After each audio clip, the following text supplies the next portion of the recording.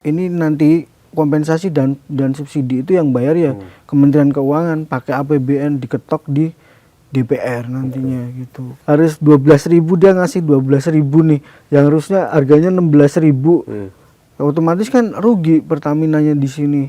Mungkin Pertamax ini akan naik, ngasih bocoran bulan depan lah. Pertamax, itu ya. Pertamax ya. Tapi gimana kemarin itu penjelasannya? Kalau kan waktu Amerika, ya pokoknya waktu perang kemarin berkecamuk itu kan posisinya harga BBM di Amerika pun jadi naik gitu kan. Jadi naik dan masyarakat sempat protes juga kan di Amerika. Iya, karena kan Amerika itu kan modelnya kayak Singapura ya, harga minyak mengikuti standar dunia. Itu kan kabarnya kalau di Singapura sampai 40.000 ya, sampai 40.000. Kalau di Malaysia itu masih subsidi.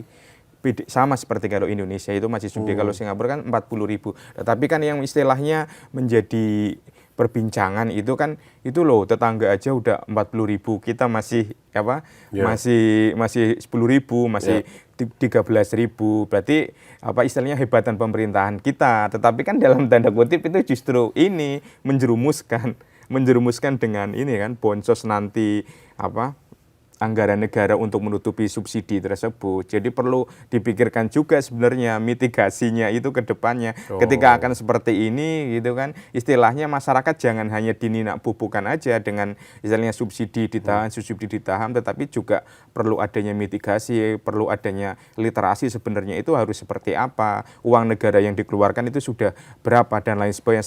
Selama ini kan tidak ada transparansi. Seperti itu. Ya, tapi kan di sisi lain juga memang ketika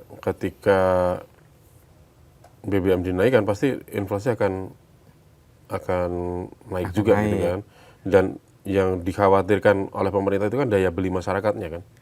Iya, karena dengan kenaikan harga plastik kemarin itu kan sekarang harga minyak goreng naik dengan alasan semuanya naik. Air mineral aja mulai naik loh, jangan salah. Iya, itu. Iya, jadi kan dampaknya kan seperti itu. Tetapi kan yang namanya istilahnya kerugian yang lainnya itu kan perlu istilahnya dampak-dampaknya. Tapi pemerintah kan mitigasinya kan jangan sampai inflasi naik, jangan sampai ada kenaikan harga kebutuhan pokok gitu kan. Yang istilahnya kenaikan itu akan terus-menerus karena kan imbas dari inflasi lebaran aja belum turun gitu kan. Nanti kan berarti dengan misalnya BBM subsidi akan dinaikkan kan pasti kebutuhan pokok akan naik. Tapi kan selama ini kan istilahnya pemerintahan sekarang itu kan hanya cenderungnya untuk menyelamatkan menyelamatkan diri aja.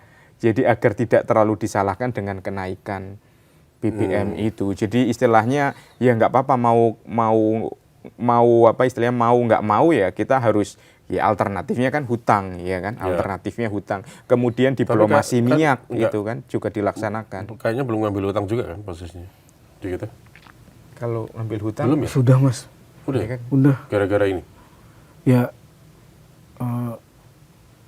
ini juga mungkin pengaruh juga ya, tapi dari awal tahun sampai Februari kemarin tuh udah ngambil, tapi angkanya kayaknya di atas 100 triliunan lah.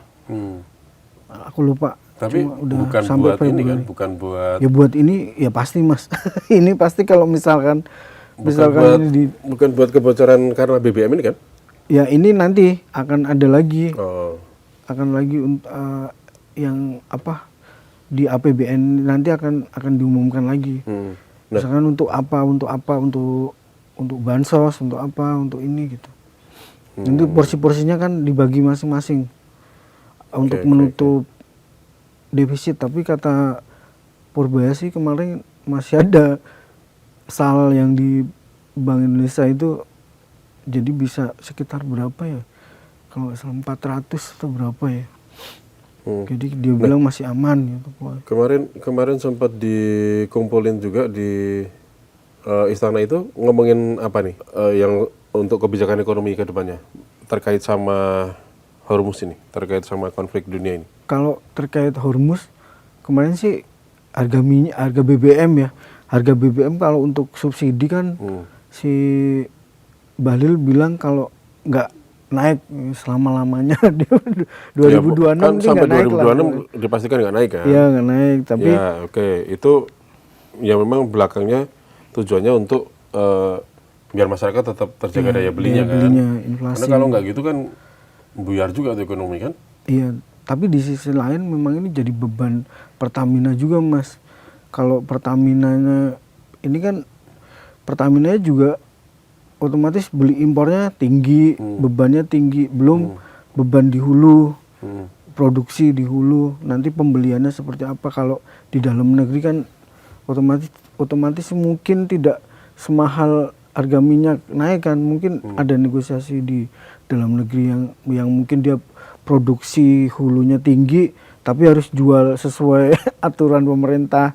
Terus yang dari impor ini kan hitungannya juga bebannya sangat besar otomatis Pertaminanya.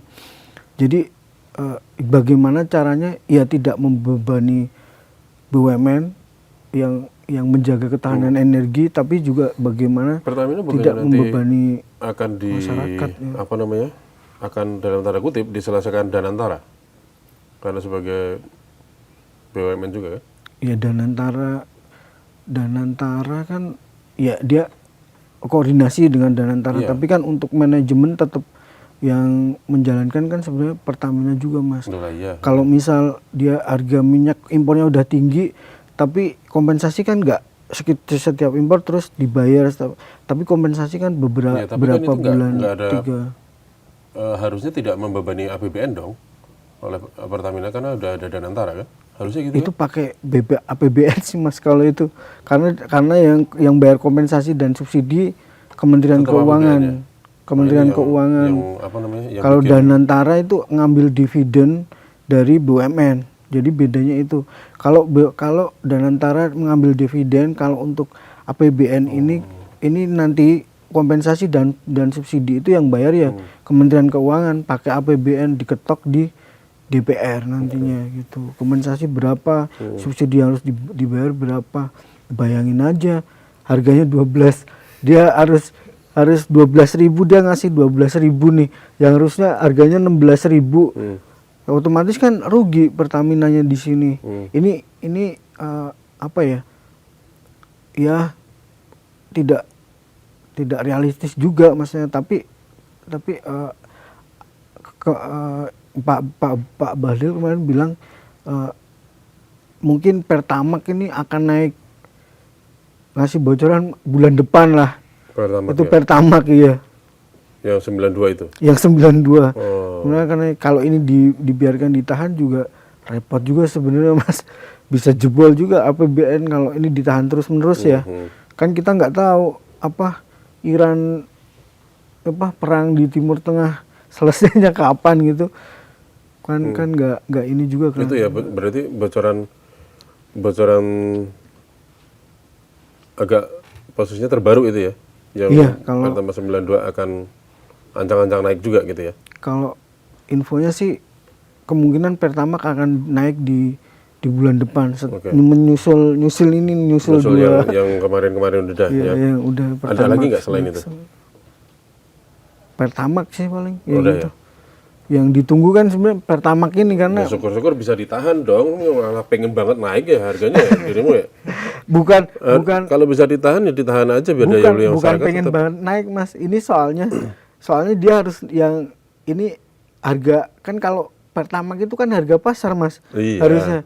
Harusnya kalau Ya kan kompensasi tuh. kalau yang benar itu ya udah dilepasin kayak negara-negara Singapura, terus kemudian negara-negara yang lain itu. Ya. Kalau memang harga pasar ya harusnya dilepas aja, yang disubsidi ya yang apa? Yang subsidi, Pertalite aja Pertalite, ya. gitu. Bukan masalah pengennya sih ya nggak naik Mas. Nah, Tapi pengennya iyalah. ini kan hitungan Mas. Ini hitungannya tuh ya gitu. Maksudnya kalau harga pasar ya disesuaikan harga pasar aja, jangan ditahan-tahan karena nanti dia akan membebani APBN juga yang pertama, yang kedua pasti yang membebani BUMN juga kan, maksudnya kayak gitu. Kalau Mas Andika setuju nggak Pertamax dinaikin? Ya kita harus melakukan ini ya, pembelajaran ke publik, Itu mau nggak repot mau ya, ya, repot ya kalau kalau itu. itu ya, Mas. Jadi pembelajaran ke publik ketika memang itu istilahnya cuma kompensasi, ya susah juga ya, itu bahasanya Tapi kan- kompensasi.